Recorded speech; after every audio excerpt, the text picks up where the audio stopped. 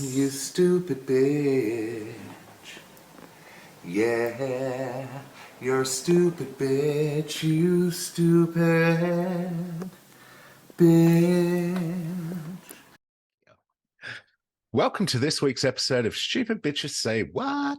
The Aussie podcast about everything and nothing, but always with wine. And your host, Skye Collett, Sean Hipkins. This week, it's pop culture, and we are diving in the scary realm of apocalypse theories, horsemen, zombies, Nostradamus. Oh my. And also the people who really take this seriously, the Doomsday Preppers. Yeah. So settle in, join us with a drink as we discuss ways in which the world might end, probably will end. What, pray tell, are you drinking, you stupid bitch, Sean Hipkins? Well, thank you for asking. And I'm ashamed to say, so we're doing a double tonight, and I still have quite a bit of my wine from the first episode, but I have had a feature of a drink that I wanted to do for this episode. So I'll have one of them first and then finish off the wine. So I'm having a vodka lime and soda, but with a Ciroc vodka. Oh, Ciroc, I do love a good Ciroc. You don't really see Ciroc much these days in the bottle shop. No, so you've had it before, obviously. Of course, I've had a Ciroc. Please, I was born in the Ciroc. 80s. Come on. So Vinny and I, when we went, where the fuck did we? When we went to Bali, we went and we picked up a bottle of Grey Goose. We thought we'll get a bottle of Grey Goose, duty free. My favorite, Grey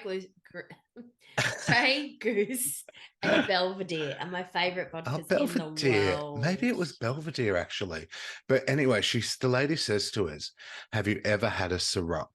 It's only a couple of dollars more, but you'll taste the difference, blah, blah, blah." So we bought one and we took it over to Bali with us. And we're like, okay, we'll go with your sales pitch. And I have to say, it was fucking smooth AF and it was delicious. You'll have to save me some though, because I've had Ciroc many times. I never thought it was one of the expensive ones. Oh, yeah. It's expensive now. Maybe it wasn't in the beginning, but yeah, now it's totally is a snap frozen. And it was smooth as fuck. So we bought another bottle on the way back. So vodka lime, no ice. So how much duty free was it? Oh, and it's so smooth. There's no vodka, and you know how vodka can have that harshness like paint stripper and bad syrupy vodka, and shit. Vodka.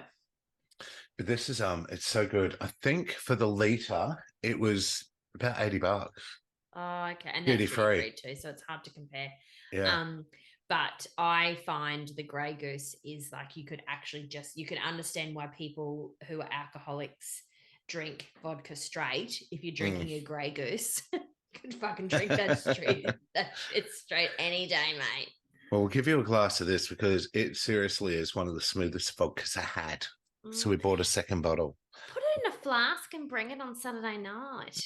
Put that in your pipe and smoke it. Have a few shots while we're out, please. I don't think we even have a flask. But seriously, it fucking is so good. Every time I keep having a sip, I'm like, good. Ciroc, Ciroc. I wanted to get. We have 3. Probably more. Well, there might be a 21st one tucked away in the sentimentals. But they had a Ciroc berry that I wanted to get with a red circle on it, but Vinny was like, no. Stick with the normal, thank you. No berry for him. No berry for you. And what, pray tell, are you drinking? You stupid bitch. Well, I'm drinking my fave of all faves. I think I've drunk this on the podcast at least 4 or 5 times. It's a cheeky little mud house. Oh, you have had the mud house. This was at the first choice tonight when my husband went to get it for me. I sent him back to get the 3 for $25, but he rang me at work and said, "Babe, you're not going to believe it. Guess what's on special?" And I was like, "What?" He's like, "No, guess what's on special for $10 a bottle." And I was like, "What?" He's like, "The Mud House." And I was like, "No." How much is it usually? Oh, between 15 and 20. Oh, it's reasonable at tenner then. And it's my all-time fave. Like, I love it so much. I could just scull a bottle. Like, I could drink a bottle in probably like 30 minutes. And 6 of them would cost you $60, and Angels are trying to fucking stitch you up how much? Exactly. So when he said I said, "I'll get me three, then three," and he's like, "Babe, three for 30. Come on. I'll get you a box, I shall get a I?" 5% discount if I get six. So he got me a Oh, box. bless. Good. I love that. I love that. He knows me well. Yeah, bless. He doesn't Cheers, mind the old Tyler. mud house either. He enjoys the muddy. It's lovely. Good. Mm. So how's your week been, Stupid B? The week has been good. Where is that? Oh, so week is good. Last Friday, Vinny and I had off. I had some toil from work, and Vinny has a 9-day fortnight, the lucky bugger. So we Mm, both took the Friday, had the same Friday off, and we went up to our local pub for lunch, beers, and a pokie. Got lovely. got 4 hours of fun together. So we went from like 1 till 5 or 12 till 4, one of the two. Ended up only $50 down on the pokes overall, which is a good. Whoa. When you're playing them for 4 hours, it's pretty good. We're down 10 schooners each in that time as well. Whilst we That's were there, generous. there was a guy playing a pokie machine, and he was doing the $5 bets, $1 credit, $1 per line. So $5 bets. Oh Had my 15. God. I would cry if I bet that much. Oh, and he was doing well. He had $1,500 in credits in there. He was betting it. He'd get big wins, kept getting the free games and shit. He'd go down to 1,200, back up to 1,500, down to 12, back up, getting big wins constantly. And then he walked away with nothing in the end. So he was there with his wife. Oh, and I just wanted to go up to him when he got to 1,000 and just say, mate, just take it out and then just put another 50 in, but then Yeah. have the other cash in your wallet. But you can't go up to someone and say that, they know what they're doing. He's That's a waiting. sign of a real gambler, I think. Someone That's an who blows addiction. a shit ton, and his wife 50. probably really doesn't know how much he spends at the Well, pokes. she was next to him the whole time. And then, like, he started dropping. And then I was sat down in one corner and I'm texting Vinny. I'm like, he's at 750. He's like, no way. I'm like, yeah, he's gone down to 750. Next minute, it's 500. Then he was down to about 300, got the free games. And then he goes to his wife, you play the free games. You're the lucky one. You're the lucky one. And he's pacing behind her. And I'm like, oh, so now it's going to be her fault. Then they lose it all.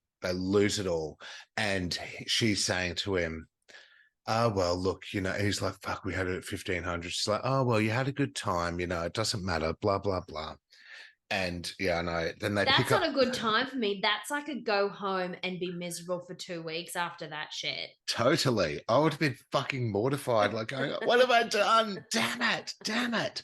And they pick up their groceries, which were next to them. Nothing cold, I assume. And then they go One to would walk hope. off. But then as he's walking off, there's people leave their machines with 16 cents in it. So he's printing out the tickets and putting them in the machine and doing 1 cent bets, trying to getting all the leftovers from the other machines. And then he disappears. About an hour later, he turns back up. He's gotten $50 off someone. He's playing the machines, doing 50-cent bets, and he's cheering he'd get the free games. He's like, yes, yes. Because when he was doing the $5 bets and winning, and the machine was singing and all this shit, and he was Oh up my 1,500. God. People around him were like, oh, wow, cool, well done, dude, and blah, blah, blah. And he was getting all that attention of people, then nothing. And then he came back and he was getting 50-cent fucking bets and getting free games, looking for the same attention. It was quite sad, really. Oh, it actually really hurts my heart, that story. Yeah. So, but our week was better. We walked away $50 down. It was great. Even $50 down would leave me a little bit like, meh. No, but after 4 hours of playing, that's a good pokey. How about you, stupid bitch? How's your week been? Okay, my week. Hold on, let me bring my notes up. I forgot what I was going to talk about. Okay, so first of all, getting new tattoos tomorrow. Have a Oh, session booked at exciting. 1 o'clock. So when I see you tomorrow night, I will be covered in little bits of plastic wrap on certain parts of my body. So I'm getting a whole bunch of new tattoos to add to my 9 tattoos. Thank you very much. Nice, if you include the tea. Yes, that's right. So a little nervous too. I always get nervy before a tattoo, like Yeah, because I'm such a big fat chicken that using my birthday vouchers, $300 I've got sat there from you guys, from mum and fantastic. dad, from Belinda Yeah. and Maria. Fuck, I forgot. I haven't got his present. Tyler will have to go in the morning. Um, And so a little bit nervous about the whole going under the needle, but excited as well. Yes. Something else I Well, thought, just always got to remember the pain is temporary. yes, the The tattoo is beauty is forever. forever.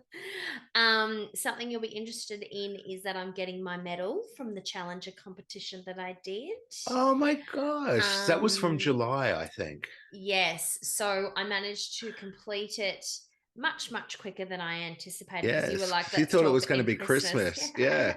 I was doing way more. I was walking way more. It was really up there with the Ks.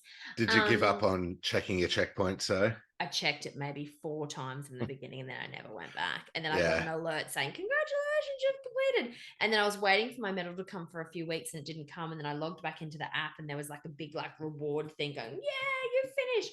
Click here to collect your reward. And then they Okay. tried to sell me a whole bunch of shit throughout the Mhm. process. And then I was like, delete subscription, send me my fucking medal. Yeah, because I've seen they're advertising some ones about Hogwarts, I think, and Lord Yes, of the and a Rings, and Scooby-Doo one that they're doing. cool. Yeah, there's Yeah. a couple of new ones, but again, I don't rate it. Yeah. It Yeah. was, I think it was $50 or $60 or something like that. I've done it once. I wouldn't do another one. It's Yeah. not interactive enough for me to Yeah. actually do much bit. Want to keep logging in and checking. Exactly, but that brings me to my next thing. So yesterday, I downloaded a new app. So I'm trying to get back into fitness again. So look at my double chins. I put on a lot of weight in the last 12 months. So I need to lose it. And I've been walking the dog, but it's too hot now. He's too hairy. Like I can't walk him in this heat. He loves it, but by the end, he looks like he's gonna have a stroke. So I have to stop walking him in fucking Brisbane heat because it's a joke. So I was thinking, and I hate going to the gym. I know you're a massive gym person. I know you love it, but he loves his walk so much and I feel so bad for him. But I can't do it to him. It's way too hot and I worry about him way too much. So yesterday I got some new gym stuff from Kmart, a couple of new outfits, like a little yoga mat, some hand weights. It inspires you. Yeah. Yes, and I'm much better exercising in my own home because I hate gyms. Yeah. And anyway, so I downloaded this app called Dance Bit. Mm. Because the other thing for me exercising, I need music. Like I need good Oh yeah, tunes. totally. Yeah, I've always Like, got my AirPods in. and Yeah. I do, the thing I do love about the gyms is going to the classes, but the effort of going there, getting dressed after work, all the effort getting there is just way too hectic for me. Like You need to do classes after work. If you're not going directly from work to the classes, if you've got to make that effort, you need to be going with someone. Exactly. When I was on the coast, I had a few friends who used to come with me. So it was always like a social thing as well. Yeah. So I was much more inclined, but I don't have that here. And Tyler won't do classes with me. He'd go to the gym with me, but I don't like doing gym sets. I like a class. Like I like jumping around. I like the entertainment, but I also always feel really self-conscious because I'm super unco. Like I can dance if I'm on a dance floor. I never feel self-conscious about myself dancing on the dance floor. But in a gym setting or a dance class or an aerobics class, I'm the most unconscious person. Everyone's going room. left, you're heading right. Yeah. Trying to step up. I can't lift my little chunky, short, do the grapevine. Dwarf legs as good as everyone else. So I'm just like, half getting a knee up and my arms are going all over the place. Anyway, so I downloaded this dance app and it's like super popular. Everyone's into it. It's got like millions and millions of downloads. So I downloaded it and I thought that's what I'm going to do in the morning.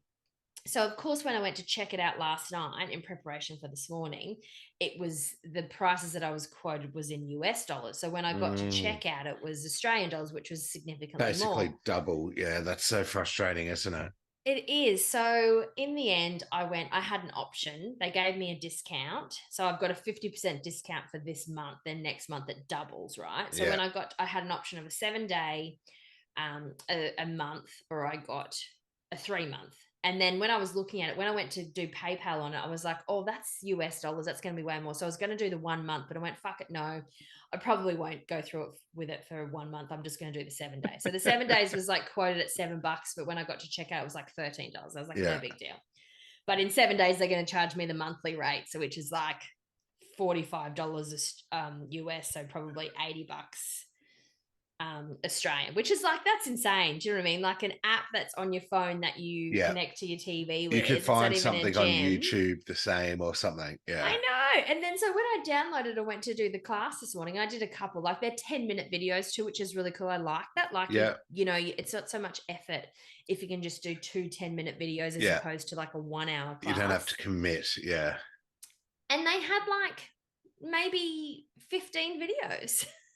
Most of them were Latin dancing. There was a couple of retro. I did a retro one, which was like a back in time, but no songs. It was just music in the background. The set was really dodgy. And I actually really like the chick, because sometimes I hate the people who do it as well, because they're too enthusiastic. I'm like, Too I cringe. can't listen to you. Yeah. So Calm down. I was like, what the fuck? So I did the Latin one. So in the end, for the 2 10-minute sessions that I did, I just ended up pretty much holding my weights in my hand and just running around downstairs around the pool table because I couldn't do any of the moves. So then I finished up and I was like, fuck this. There has to be something better. So I went online and I was like, free, online fitness classes. And I found about fucking 1,000. Yeah. Yeah. An article I found, which was 2023, the best 20 free YouTube classes. And I went through and I was like, these are way better. Yeah. And free. They're free. Yeah. Yeah. So I downloaded the app yesterday. I've paid my 12 Australian dollars. I will be deleting it tomorrow and cancelling my subscription and going with the YouTube videos. Hey, look, it inspired you. It got you to a point. I thought you would think it was amusing considering how much commitment I had for the Challenger comp that I did for the walking. No, the best part is you just running around in circles around the pool table with my 1 kilo weights in each hand. I got this. Look, I did it for 20 minutes, okay? Good on you. Good on you. And how'd you feel afterwards? In my brand new gym gear that I got from Kmart, feeling pretty fine. Nice. Yeah, look, I burnt 700 calories before breakfast. Good. That's good. That's excellent. I know. And what was the other thing I was going to talk about? Okay, so one other thing. I got fuel today from Cannon Hill. Guess how much I paid to fill my tank today? Okay, so hang on. How much do you usually pay to fill your tank? Okay, so I've just traveled to and from the Central Coast, having to fill my fuel all the way, like a couple of, it's usually 1.5 tanks to get there, give or take. Yeah. So I've done it twice on the trip, and each time it was costing me almost $100. Oh, okay. About 95-ish. Is that standard for you? Like about $95, $100 to fill your tank? Well, most of the time it was because let's be real, you don't fill it at halfway. No. So it was like a $2 range, maybe $1.99, but most of the time it was like $2.05 as I was driving to the coast. And so you've got a 4B, don't you? An SUV? No. I'm talking about so I've got a Suzuki, but it's still a 4-cylinder, so it's still a baby SUV. It's actually is really, really good on fuel. On the guzzle. Okay, so usually pay 100. So I'm going to say you had to spend 130. I spent $77 today to fill it, That and the light reasonable. Was on. The light's always on. Yeah, naturally. Mate, I can get 2 trips to and from work when the light's on and still fill it up. How do you do that? Oh my God, the light goes on. I'm like, we need fuel now. That means now. Nearly 100 Ks once the light goes on. Everybody knows that. No way. No. It's only 25 Ks to and from I don't work. even like getting it that low. It gets to 1/8 of a tank and I'm like, oh my God, we're never getting out of here. I know you would love that bit. So I rock up to the Cannon Hill, what's the Woolies one? What's the Woolly Servo? Before the Cannon Hill shops on Wynnum Road, whatever it is. And it was $1.85 a litre. That is cheap, yeah. Which is sad to say. Yeah, I know, it's so sad. And I was like, what the fuck, $1? And I was on empty, so I had to stop, and that's the place I stopped because it's cheaper than the one near my house. And I was like, I've been on empty for the last day and a half. Like, I gotta fill up because I might actually conk before I get to work. So I pulled in, it was like $1.85. And then I literally went inside and I said to the guy, and it was this morning before work, and he's like serving me, you know, and I always forget what pump I'm at and I have to point because I never take notice of the Yeah. number. And I'm like, in that row. The He's like, white yeah. car. I'm like, the white car in that row. And he's like, fine, fine, fine, puts it in. And then he's like, okay, here you go. Have a nice day. And I was like, dude, I just have to say, this is the cheapest I've ever filled my car for, probably in the last 5 years. I can't remember the last time I filled my car from empty to set. And he was like, yeah, great. Cool. Anyway. There you go. Have a good day. Do you use the cheap fuel? No, I use the 1-Up. Oh yeah. Yeah. We go the top. Oh, well, when I'm feeling rich, or if the fuel is cheap, I will fill it on the top. Yeah. And I try never to use the E10 unless I'm absolutely desperado. Yeah. Well, our car usually costs around about used to cost $50 to fill on the nice. And like, we don't really drive that much where we live. We're innocent living. Yeah. So we don't drive to work and stuff. It's usually weekends only. And yeah, you so public we have transport all the time. So we only have to fill our car once every 6 weeks, I'd say. Maybe 4 weeks. But yeah, lately when we've been filling it, it's like nearly up to fucking $100. Yeah, well, so you're probably similar to me. Like, I'm between 90 and 100 when I fill it now, which I very rarely do. But I only noticed. I only noticed because the other day I did fill it because it was cheaper than normal, and I think it was like $1.99 or something, and I think maybe I might have had a 10-cent voucher as well that brought it down a little bit today, but still, that's very good. I can't remember the last time I filled it from empty to set for $77. Yeah. Like, but isn't it a joke that we're talking about that? Yes. Like, it costs $77 to fill our car. So Tyler spent, because he's diesel, he fills his car. I mean, he half filled it this week and it cost $120 and it only got to halfway. Wow. And he'll use that in like 3 days. Jesus. Yeah, it's insane. I remember when I first got my license, and yes, we're talking 20 years ago, but I refused to pay over 80 cents a litre. Yeah. And you remember you could put $5 in, or sometimes you could even put $2 in and just be like, I'll just wait. And $2 could get you around. But you'd bump it up to $2 too, and then pay $2 cash just so you didn't have to pay the $2 fine. Oh my God, I used to always do that. Me too. Give myself 2 cents extra fuel. And tap it really hard when it's in there. Yeah, totally. Shake it off. Yeah, I always shake it. I still do that. Yeah, get as much fucking guzzle out as I can. So do I. I was actually thinking of Vinny when I filled up today because I couldn't quite get my fuel cap on properly. And I was like, because it needs a clean because it's so grotty in there. I thought about Vinny that time. Remember when I used to drive around without a fuel cap because I accidentally left it at the servo? And Vinny was in the car one time and filled it up. Didn't he just buy you one or something? He just brought me one. He went to the servo and brought me one. And then I lost that one. But my one now has a little connection. Yeah, ours does too. You don't put it on the roof. Yeah, it's got to stay. Yeah. I lost that fuel cap on the Nissan so many times, man. And everyone who'd ever be like, oh my God, you're going to die, Skye, because you've got no fuel cap on your car. It's just going to blow up one day. I was like, I don't smoke. It's fine. You'll be right. Oh, good. Well, anyway, so is it my turn to ask you how your week's been? Or I know we've done my week. Yeah, it was the pokies. That's right. I'm really not that drunk. I just forgot. Okay, That's so it's your turn then. Let's get apocalyptic. Yes, let's do it. All right. So I'm gonna do the Four Horsemen of the apocalypse. Ooh, I love the Four Horsemen. You do? So you've heard of them before? Of course, everybody has. Of course. So the Four Horsemen of the apocalypse are a group of symbolic figures. A group of horsemen. A group of symbolic figures described in the Bible. Men who ride horses. The man from Snow River. Times 4. Specifically in the book of Revelations, which is the final book of the New Testament. Ooh. They are often associated with the end of times, aka the apocalypse. And are commonly depicted as riders on horses. Times 4. Times 4.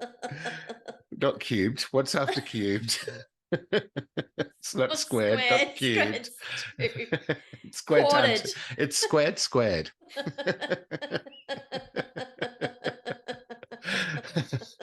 Each representing a different aspect of the world's downfall. So the story of the four... plague. What are the other two? Go on. Famine, war, plague, famine. And... floods? No. Environmental? No. Oh, greed? No. What's the other one? War, plague, famine. I'm lost. Well, it's the first horseman, so we'll get to that one. But you'll go like, oh, that's it. No, I will. My brain's not working now. Too much Mudhouse. So the story of the Four Horsemen originates from the Christian tradition and has been a subject of fascination, interpretation, and cultural influence for centuries. I'm fascinated. The Four Horsemen appear in Revelation 6, verses 1 to 18. Is that how you say it? Fucking knows. I don't read the Bible. And are unleashed. No, you don't read the Bible. I read some of it once during Catholic school. I like something the about baby a woman. Jesus story, okay? Something about a woman bringing death to the world for eating an apple. Original sin. Oh, yeah, the Adam and Eve. That's a dumb story. But I do love the baby Jesus story. Baby Jesus. Immaculate conception. Please. Yeah, lies. It's the Virgin Mary. Mary, you're such a liar. Joseph got in you. Anyway. Obs. The Four Horsemen. Listening to this, going to be offended. I saw an angel. The Four Horsemen appeared in Revelations 6. No room at the inn for you. Seats taken. Slash. Sleep in the manger. Get in the barn, you whore. Mary, Mother Mary, I'm only kidding. Baby Jeebus. Oh, she would know that we were kidding if she was really there. She'd be like, exactly. Oh, that's hilarious. She's laughing at this too. She's like, I was a whore. You're right. It's all bullshit. So they appear in Revelations verses 1 to 8, and they're unleashed upon the world in a vision experienced by the Apostle John. They are sent by God to bring various forms of divine judgment and catastrophe as part of the apocalyptic events that lead to the end of the world. Each of the horsemen is associated with a specific horse, color, and role in the unfolding events. So the first horseman rides... I'm waiting with bated breath. ...rides a white horse, and its symbolism is often interpreted as conquest or pestilence. What's pestilence? That's like being inundated by mice and locusts. Plague. You said the first one was the one that I would know. I said what plague. Did you say? Did you say plague? Famine, war, but I couldn't remember the fourth one. Okay. Well, I apologize. You did say plague. I kept thinking it's pestilence. It's pestilence. She's missing pestilence. But yeah, plague. Yeah, fuck you. Same one. So the one you're missing is the last one, but we'll get to that. So the rider carries a bow and a crown, and he is sometimes seen as a conqueror who initiates a series of events. Alternatively, some interpretations suggest that this rider represents the spread of disease or pestilence. Plague, if you will. / plague. The second, see, I was thinking when you were saying plague, I was thinking of coronavirus. Well, you could have said that. The second horseman plague rides on your house. Boils for you. Boils and warts. The second horseman rides a red horse, and it symbolizes war and bloodshed. The rider wields a sword and is often associated with warfare and conflict. He is sent to take peace from the earth, causing people to kill one another. Causing people to kill one another. Like, what a great, like, this is why the Christianity church just baffles me. It's I was like, going to say, God is so isn't good, God but about like forgiveness? love, accepting, love thy neighbor, acceptance. No, we're going to make you kill everyone. The third horseman rides a Boils on black your horse face. and a wart on And your warts on your nose. bum. Yeah, been there. The third horseman rides a black horse, and he symbolizes famine and scarcity. So the rider holds a pair of scales indicating scarcity and famine. He represents the economic hardships and food shortages that will occur as part of the apocalyptic events. When you see it spelled, it's like apocalyptic. Public school education, people. Public school education. 2 years of private when I read the Bible. That was years 5 and 6, so they got forgotten very quickly. However, there's a little excerpt from the Bible on each of the horses, but the one for the black horse is my favorite. And let me see if you can tell why. When he broke the third seal, so apparently a lamb breaks the seals, which releases the horseman. So when he broke the makes a lot of sense. I'm with when you he on that one. when he broke the third seal, I heard the third living creature say, "Come." I looked, and behold, a black horse, and he who sat on it had a pair of scales in his hand. Ooh. And I heard something like a voice in the center of the four living creatures saying, "A quart of wheat for a denarius." And I had to Google what a denarius was, which is an ancient Roman silver coin originally worth 10 asses. Please. 10 donkeys for a silver coin. And 3 quarts of barley. Where does one get a donkey? And where do I get 10? And 3 quarts of trouble finding one. And 3 quarts of barley for a denarius, but do not damage the oil and the wine.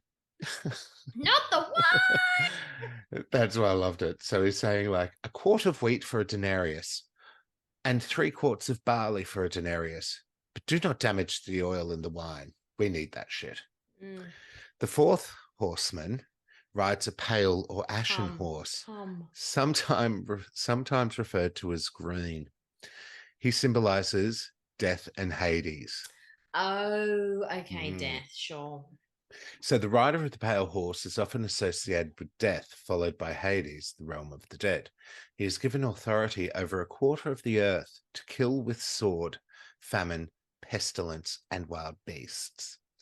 The interpretations of the four horsemen can vary significantly, with some people seeing them as literal figures, while others consider them symbolic representations of various catastrophic events. So, quick little side note here. When I think it was when COVID was happening, I was talking to my mom. I was talking to my mom, and she was like, "I feel like it's the apocalypse with the four horsemen. We've had the plague. No, we've had disease with COVID, the plague with the mice plague, the fires going on, and my internet's down." Fuck, I love your mum. Okay, yeah, that makes sense. Way to put things in perspective. and my internet's down from the floods. Enter the zombies. Now it works. They've been a popular subject in art, literature, and pop culture for centuries. Artists like Albrecht Dürer, Gustave Doré, and John Martin have all created famous illustrations of the Four Horsemen. I googled them all. They were all okay. The first two are in black and white, third one's in color. The concept of the Four Horsemen of the Apocalypse has had a significant impact on literature, music, and video games and movies. They are often used as symbols of impending doom or as an antagonistic figures in various narratives.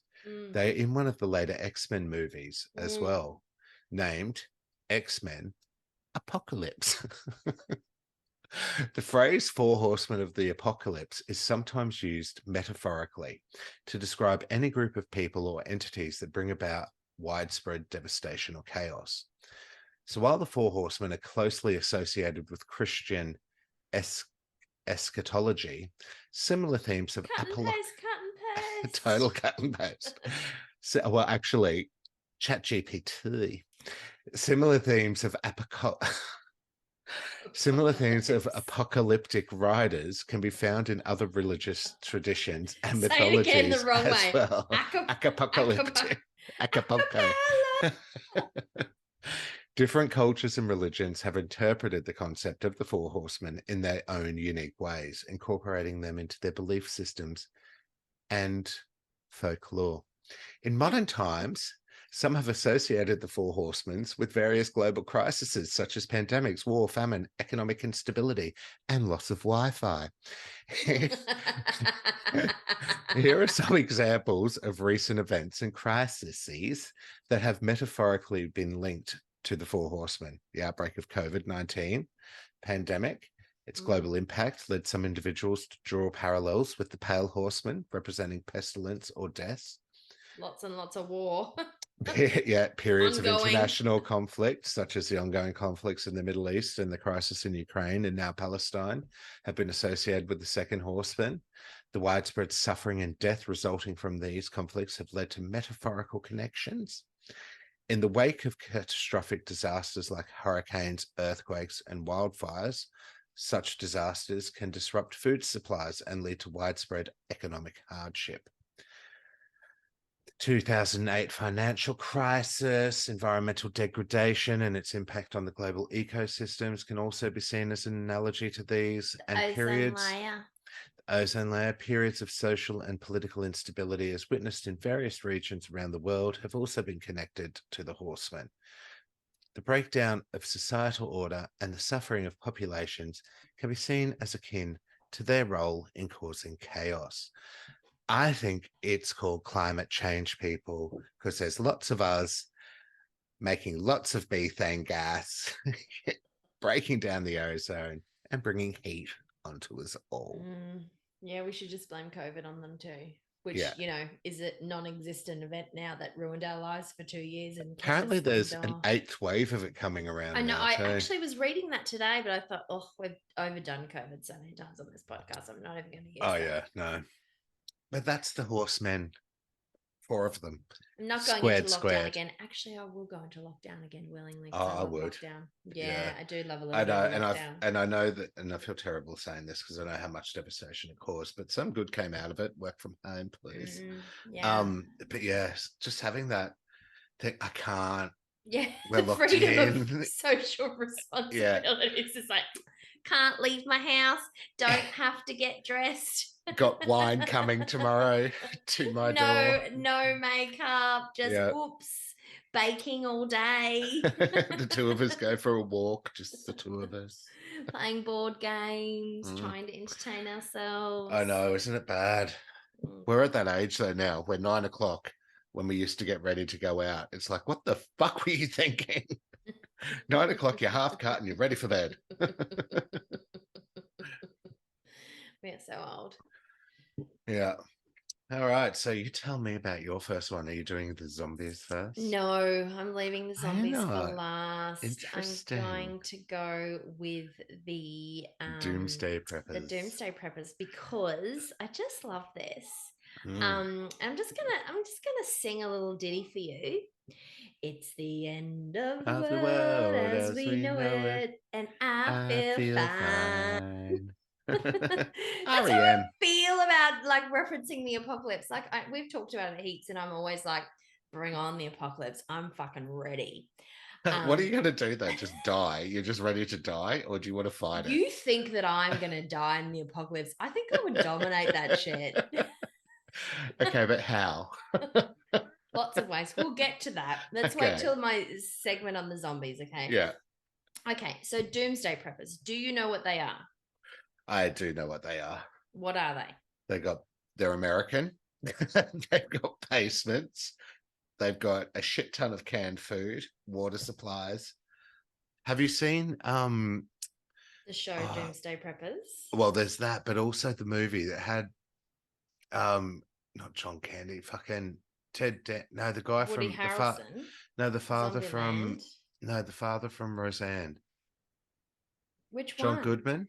Yeah, John Goodman. Is that the I father? love John Goodman. He's Yes. in that movie that was a sequel to that one where the aliens come to the Earth. Help me out. 10 Cloverfield Lane. Oh, I haven't seen that. I'm going to Have put you that on my not seen list. that? No. Have you seen Cloverfield? No.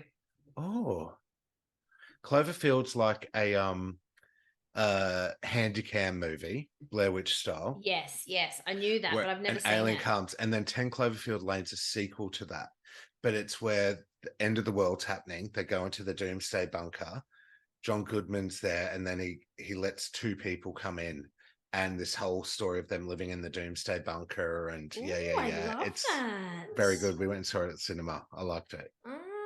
Do you remember Blast from the Past, where Brendan Fraser is locked in the bunker and Alicia Silverstone is in it? I And know Blast from the Past. And he comes out and he's been locked down there since he was a little kid. And Oh, he's like in yes. his 30s and Yeah. he meets Alicia Silverstone and he's like, I think his dad gets sick or something. Actually, I'm going to write that on my list. Blast from the Past. Tyler will love that. But yeah, watch 10 Cloverfield Lane. Very good. Anywho, let me get back to my segment.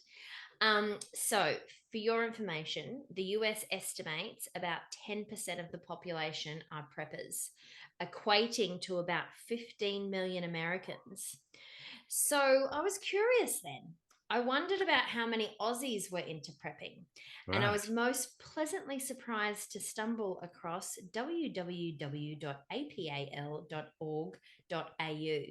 It's the Aussie Preppers non-profit organisation plus. Oh, not for profit.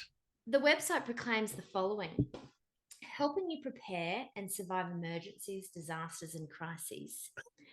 Prepping and surviving together.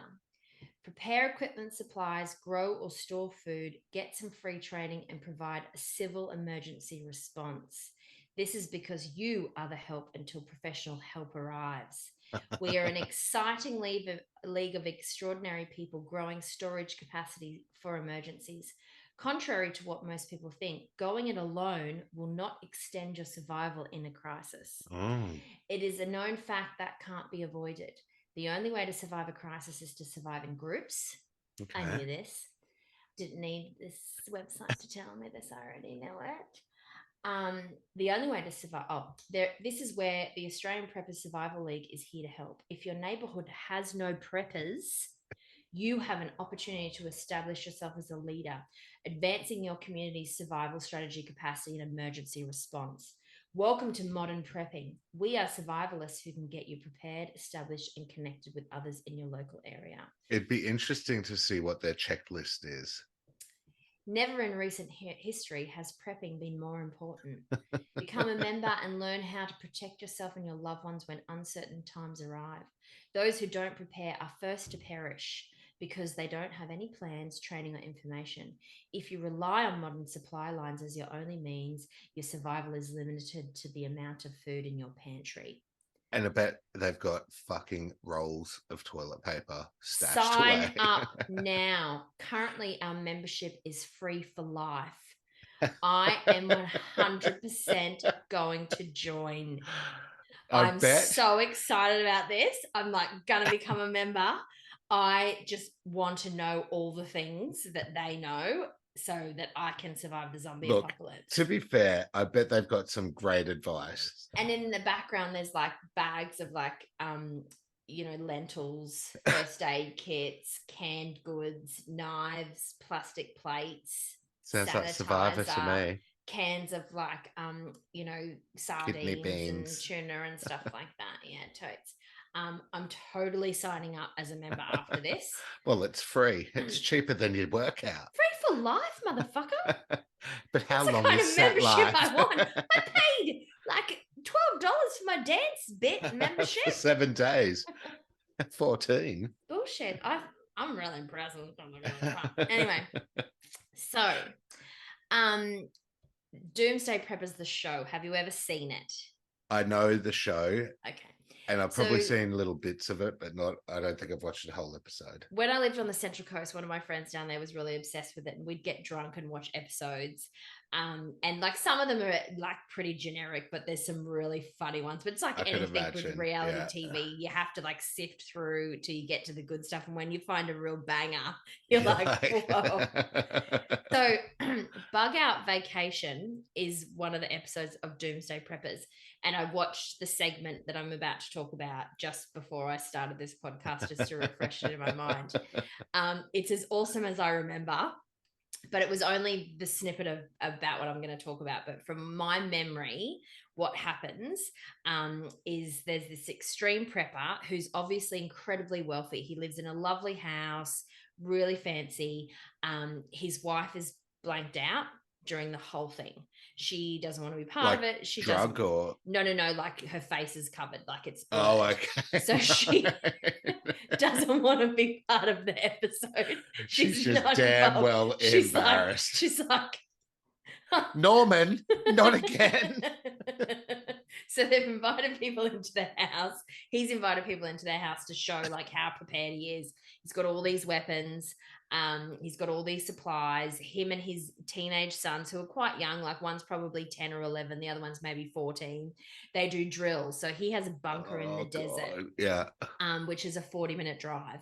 And they every weekend do the drive just to every see if weekend they can like make the time to get there quicker. And then they like it gets better. It gets so much better. So they look for ways to try to cheat the time so that they can get there, look for obstacles along the way. It's basically a trip on the highway. Oh, God. So after you watch the episode in this really beautiful house where he's got like this massive, massive like garage and extra rooms with all these weapons and supplies and survival kits, yada, yada, yada, and his wife's face is like blurred and muffled her voice. She's like one of the older Osborne children. I did not want to be a part of this. Like, you do you. Please don't mention my name. I don't want people at work to see me. So she doesn't go on the drives, obviously. So anyway, so they have the film crew there, and then they drive out to the bunker in the desert, right? So they're set up and they've got their weapons and they're doing like all their test shooting and stuff like that, all these drills that they're doing. They're shooting balloons from far away. They've got proper weapons. The young boys have proper weapons and they're going through all these drills. What did they say? What type of apocalypse they're waiting for?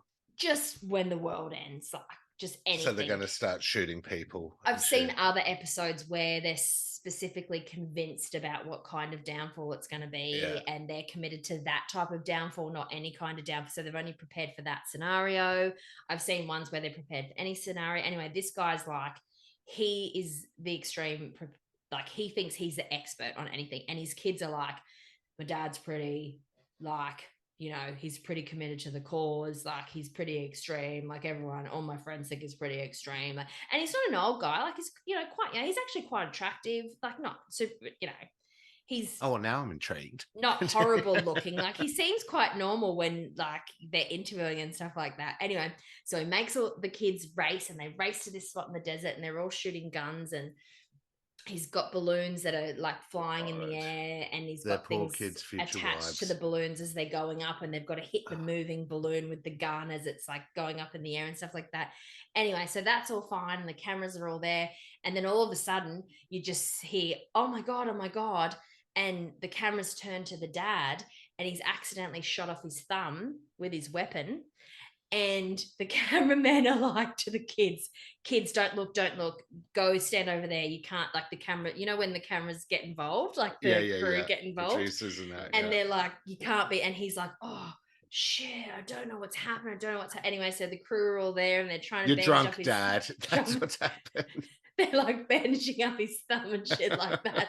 And he sat there and you can see how much shock he's in at first because he's almost like he doesn't know what's happening. And he's like in shock, like looking at it, like can't believe that it's happened. This hasn't happened any other weekend. The next thing he just goes backwards and faints. And even more crew just rush in. They're like trying to call emergency services and shit. So he's exactly the guy you don't want in a doomsday situation. Yeah, he's the guy who you don't want with you when you're shit's going down, running from the zombies. It's fucking hilarious. And I would encourage you to maybe look up like the top 5 doomsday. What was it called again? Bugs. This one's Bug Out Vacation. But there's also another one that I remember, and I haven't actually watched the clip just to remember it all. But from memory, what I remember is that they buy like deers, like dead deers, and they have like a carcass in the backyard, and then they go and use all their weapons to attack the deer that's hanging on a rope to try out how their weapons work and all their styles. And they're just literally like in a backyard, just fucking up a dead meat carcass. And that's all. That's what it seems to be about. Is that them just about killing things, or trying to shoot things and shit like that? That's not prepping for safety. It is so crazy. That show is so crazy. It's like blows your mind.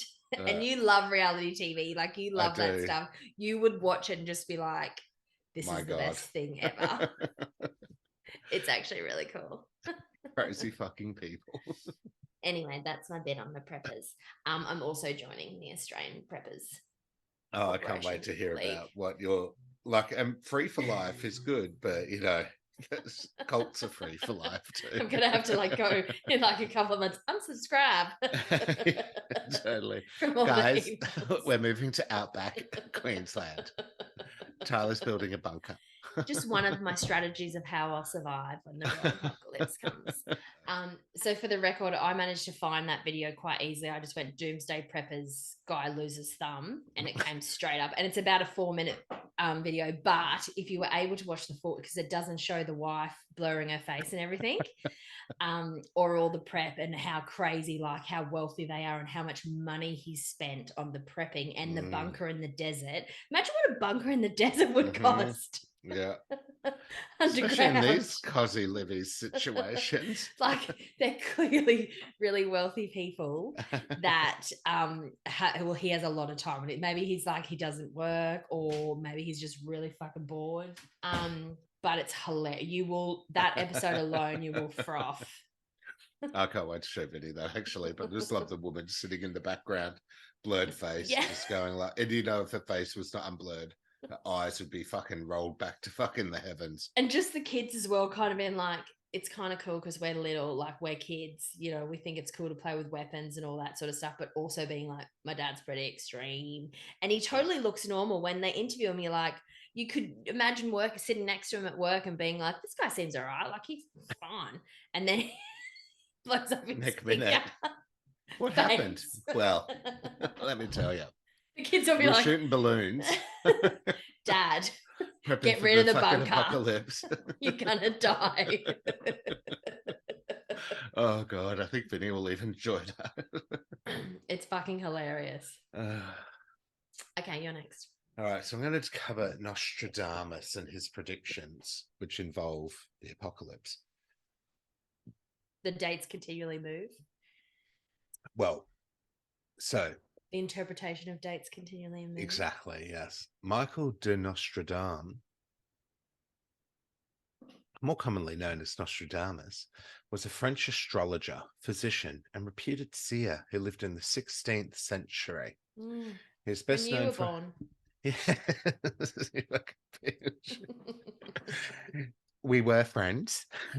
We dated briefly. Besties even. We dated briefly. Then he got a bit cray for me. He lost his thumb. And I was like, right, bitch, I'm out. He is best known for his book, Les Prophéties, The Prophecies. I love it when you speak French to me. Thank you. I learned that from the 16th century. A collection of poetic quatrains that some people believe contain predictions about future events, including the apocalypse, the apocalypse. Nostradamus. I keep thinking of like, is it the what's the one where all the turtles are? Apocalypse or whatever it is. You have to watch fucking Schitt's Creek, mate. You have to watch it. I don't know what you're talking about with the turtles. It's not like the Galapagos. Not the Galapagos. Galapagos. Every time you say apocalypse, it sounds like you're saying Galapagos. And it's the Galapagos Islands. You have to watch Schitt's Creek, man. So Nostradamus's writings are cryptic and open to interpretation, and many have attempted to decipher them to find prophecies related to the end of the world. Here are some of his verses, which they call quatrains that have been connected to the idea of an apocalypse. Century 1, quatrain 63. Pestilences extinguished, the worlds become smaller. For a long time, the lands will be inhabited peacefully. People will travel safely through the sky, over land, and wave. Then wars will start up again. Sounds familiar. This quatrain has been interpreted by some as referring to a period of peace, followed by a resurgence of war and conflict, which we're in now. The mention of pestilences could be seen as reference to disease, We're which is always in war and sometimes conflict. Come on. which is sometimes associated with apocalyptic scenarios. Century 1, quatrain 72. The year 1999, 7th month, from the sky will come a great king of terror to bring back to the life the great king of Anglomeus, before and after Mars to reign by good luck. The mention of the year 1999 in this quatrain caused significant speculation and concern as the year approached, with some interpreting it as prediction of an apocalyptic event in that year. However, no catastrophic global event occurred in 1999 that was definitively linked to this quatrain. Y2K, please. Y2K. Forgot about Y2K. Century 10, quatrain 74. The year of the great seventh number accomplished. It will appear at the time of the games of slaughter, not far from the age of the great millennium, when the dead will come out of their graves. Ooh, I love that. This quatrain has been linked to the idea of an apocalyptic event happening close to the turn of a millennium, with the dead rising from their graves. That's why I want to be buried, not cremated, because if the dead are going to rise in skeleton form, I want to be a skeleton. You want to be one of them. Marching with them. March, skeleton, march, rah, rah, rah. Do you reckon that'll be their war cry? March, skeleton, march. Tiny little bits of blonde long hair that's still stuck to my scalp. Walking through, they go like, ah. I used to be pretty. Some say it's Maybelline. I say it's zombies. It should be noted, though, please, that Nostradamus wrote in a cryptic and enigmatic style, making it difficult to actually pinpoint specific dates or events in his prophecies. While some people find his writings intriguing and believe they contain hidden insights, others dismiss them as mere coincidences or vague poetry that can be applied to a wide range of events. His predictions around the apocalypse are a matter of ongoing debate and speculation, with various interpretations and viewpoints of their validity and relevance to modern times. So, whilst we are on the topic of Nostradamus, here's some of his predictions that have been linked to true events. You'll like some of these, especially the last one. So, as mentioned earlier, his writings are highly cryptic and open to interpretation, and their accuracy is subject of debate. But for shits and gigs, some of the alleged Nostradamus predictions that have been cited include the Great Fire of London in 1666, clickety-click. Nostradamus's supporters have pointed to Century 2, quatrain 51, which mentions the blood of the lust will commit a fault at London, burnt through lightning of 23 the sixes. The ancient lady will fall from her high place. Several of the same sect will be killed. So they feel that could be interpreted as 23's the 6 as 66, 20 times 3 plus 6. Add to that the mention of London and references to death, and you can see why it's believed that the prophecy of the Great Fire of London in 6066. It's reaching though, isn't it? It is. But and the Great Fire was set off by a flame in a bakery, not lightning. And what does the ancient lady signify? Perhaps London itself? This is one to puzzle over, even by Nostradamus' standards. She is a formidable woman. She is that lass. The 9/11 attacks in 2001, 2 steel birds will fall from the sky on the Ooh. metropolis. The sky will burn at 45 degrees latitude. New York lies at about 40 degrees north of latitude. Fire approaches the great new city. Immediately, a huge scattered flame leaps up. Within months, rivers will flow with blood. The undead will roam the earth for little time. This is the one that you'll like. That's giving me shivers, that one. Queen Elizabeth's death and something about Charles. So his book of predictions started selling like hotcakes after the Queen's death, based on one of his predictions, apparently, was that Queen Elizabeth II would die circa 22 at the age of around 96. What, he actually said Queen Elizabeth? He didn't. I don't know. No, there's no way. He wouldn't have even known there would have been a queen in the 1600s. But you'll like this. It alludes to the future of King Charles III, predicting that he'll step down as king. So this is his quote. Because they disapprove of his divorce, a man who later they considered unworthy, the people will force out the king of the islands. A man will replace who never expected to be king, which I think could be Harry. Even though he's stepped back from his royal duties, Right. he is still in line to the throne. But I'm not sure how that would work with Willie, though. So maybe. Oh, you're making me want to get it and read it just to actually read what it said, because was divorce even a thing in the 1600s? That's what is interesting. It must have been. I don't know. Disapproved of his because they disapproved of his divorce, Princess Di, a man who they later considered unworthy. The people will force out the king of the islands. A man will replace who never expected to be king. So I wonder if like something happened to Will. Well, look, you heard it here first, folks. If something happens to William and Harry becomes king, Nostradamus. That was your interpretation of It the is my interpretation of the apocalypse. Yeah. So that's my Nostradamus. Now let's get into the zombies. Okay, let's go. Okay. According to Wikipedia, the zombie apocalypse is a genre of fiction in which society collapses due to an overwhelming swarm of zombies. And what, pray tell, is a zombie? You stupid bitch. Typically, only a few individuals or small bands of survivors are left living, which I will be the pariah. Yeah, I also think I'll be one of them. Yeah, I will be the leader of one of those groups.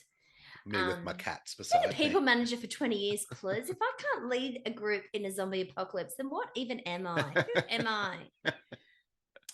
I need you on emails down the phone.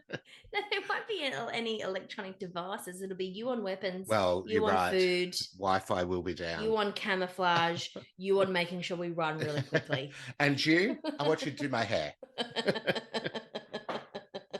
Get me some snacks. Yeah, stat. In some versions, the reason the dead rise and attack humans is unknown. They want to feast on you.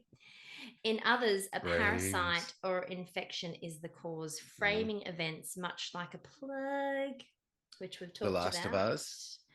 Some stories have every corpse rise, regardless of the cause of death, whereas others require exposure to the infection. Well, if you've seen The Walking Dead, it's because the virus was already living in you, and your death meant that the virus comes out.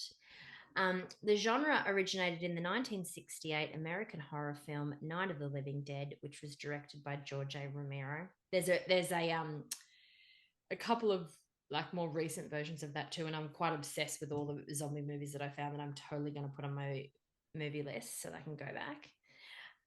Which took inspiration from the 1954 novel I Am Legend. I believe the same one that Will Smith was a part of. Haven't seen it. Tyler loves it. No, yeah. Tyler loves it. And to be fair, like I didn't really like Will Smith up until I saw I Am Legend and Hancock. Right. I liked him in that. And they're doing a sequel to I Am Legend.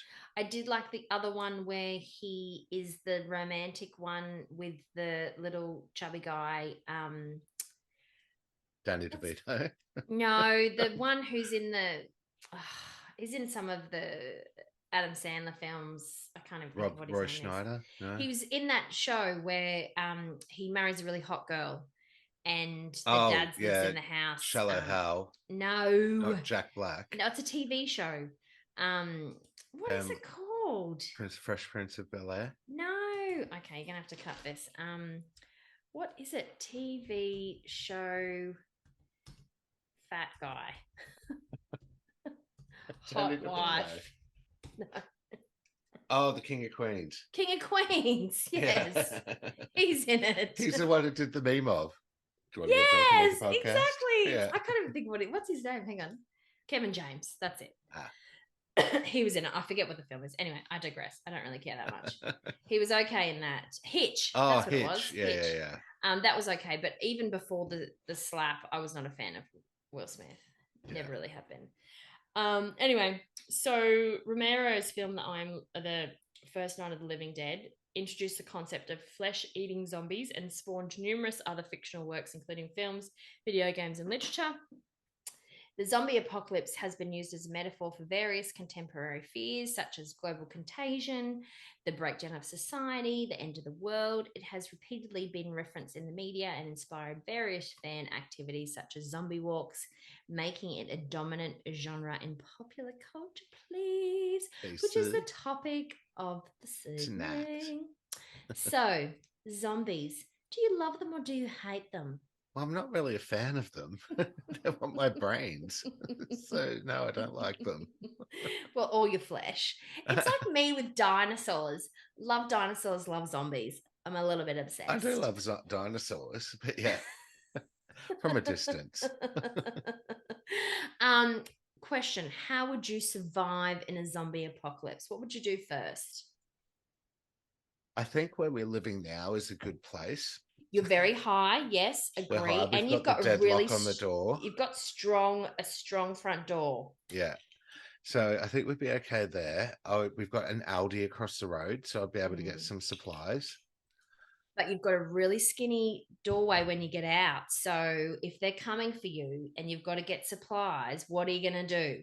How are you going to defend yourself if it happens and you're in that house right now with no prior warning? Well, we do have that deadlock, which would definitely got sharp keep them knives. out. Got any baseball bats? Plenty of sharp knives. I've got an old metal towel rack that I keep next to my bed in the event that someone comes in to try and touch me. I don't even have that. I always have that plan. Like when I go to the movie theaters and shit like that, I'm like, okay, where can I jump out if something goes down? I can see a guitar behind you. That would that lava lamp. It's got a really sharp point on it. Everything's a weapon if you use it properly. Heavy base. I love that you got a plan. Look, I think I would just survive just in general because I just would love the chaos of it all, and I would find a way to, I'm just a problem solver. Okay. Would you smear yourself in blood and walk with them? Look, I think if desperation really called for it, yeah, I could do that. Too. I could smear myself in guts and stuff like that. Don't know about Link or Tyler. They're gone. No, I would protect them with every part of my life, but also, I'm not afraid to hide in small places. Would really struggle going without food for a long time, though. Oh yeah, that would be the thing. Like I've got an Aldi. What have you got? I've got an IGA.